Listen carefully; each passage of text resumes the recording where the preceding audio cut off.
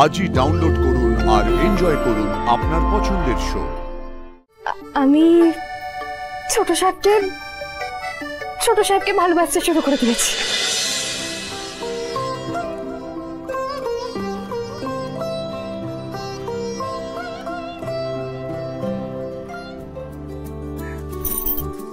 ঠাকুর, তুমি তো আমার সব সিক্রেট জানো, তাহলে আজ তোমাকে আরো কয়েকটা কথা বলি। আগে তো আমি ছোট সাহেবকে নিজের মালিক হিসেবে ভাবতাম, তারপর হয়তো বন্ধু, তারপর ওই বিজ্ঞাপনের বিয়েটা হলো, আমাদের সম্পর্ক বদলে গেল। আর তুমি তো জানো যে আমি ছোট সাহেবকে নিজের জীবন সঙ্গী হিসেবে মেনে নিয়েছিলাম, কিন্তু এখন আবার সম্পর্ক বদলে গেছে। বাহ,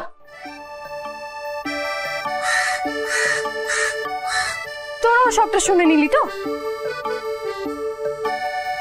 আচ্ছা শোন, কাউকে বলিস না, হ্যাঁ?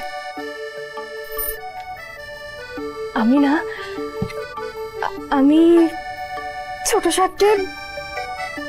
সাহেবকে ভালোবাসতে শুরু করে দিয়েছি।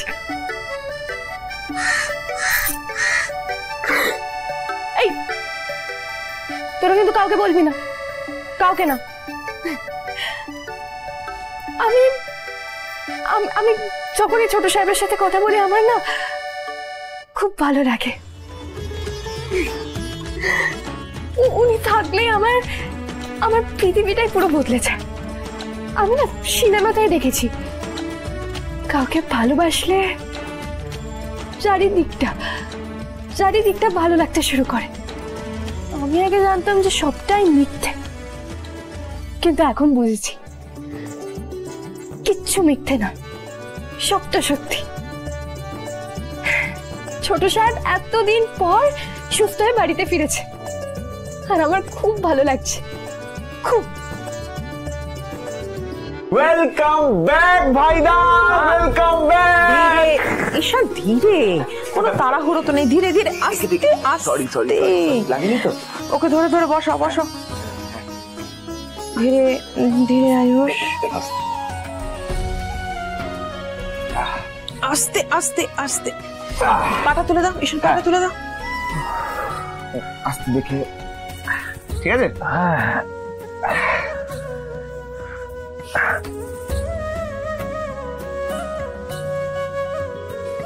এবারে কিন্তু আমি সত্যি ভয় পেয়ে গিয়েছিলাম আয়ুষ। কি ভেবেছিলাম আমি আর বাড়িতেই ফিরবো না? চুপ, এই ধরনের কথা আর একবারও শুনতে চাই না তোমার মুখ থেকে। তোমাকে সুস্থ করার জন্য তোমার মা কি কঠিন ব্রত পালন করেছে তুমি কল্পনাও করতে পারবে না। কি করেছে মা? ভাইদা, তোর জন্য মা রাস্তায় ভিক্ষে করেছে রে। মানে মা, ঈশান এসব কি বলছে? তোমাকে সুস্থ করে বাড়িতে ফিরিয়ে আনার জন্য এই ব্রত আমায় করতে হতো আয়ুষ। মা, এসবের কি দরকার ছিল? দরকার ছিল না? তোমাকে সুস্থ করে আনার জন্য এই ব্রত আমার কাছে কিছু নয় আয়ুষ। আমাকে যদি আমার প্রাণ বিসর্জন দিতে হতো আমি তাই দিতাম। না মা, আমি থাকতে তোমার আমি কিচ্ছু হতে দেব না, কিচ্ছু না।